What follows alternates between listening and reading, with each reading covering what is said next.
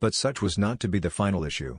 That tragic event, which removed the last vestige of hope and courage from the minds of the disciples, marked the beginning of the most comprehensive, far-reaching reconstruction of human interests in the world's history.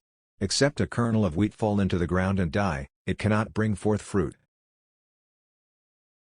A few years later, the most significant step ever inaugurated toward an improved social order, was taken by the disciples at Jerusalem.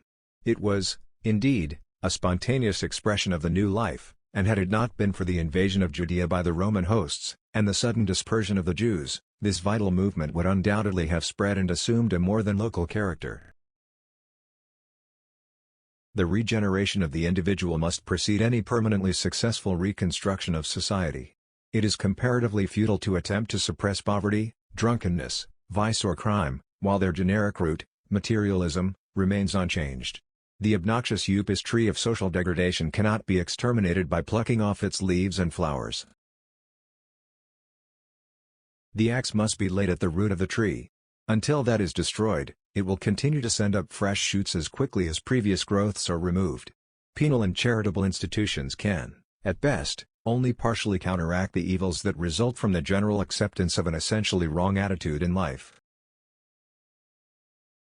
The respectable, pious materialist shudders at the sensuality and brutality of his less fortunate fellows, little dreaming that his life and theirs alike represent a common tendency. Specific forms of expression are largely dependent on the soil or environment in which they flourish. Refinement and degradation are only outer garbs that conceal the deeper trend of men's lives from the casual observer. Cleanse first the inside of the cup and of the platter, that the outside thereof may become clean also.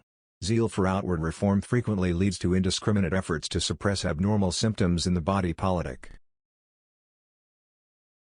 The impulsive Peter, carried away by excessive enthusiasm, drew his sword and smote off the high priest's servant seer, thinking thereby to aid his master's cause. But evil cannot be effectually overcome by evil. Darkness is not extinguished by opposing it with more darkness, but by letting in the light.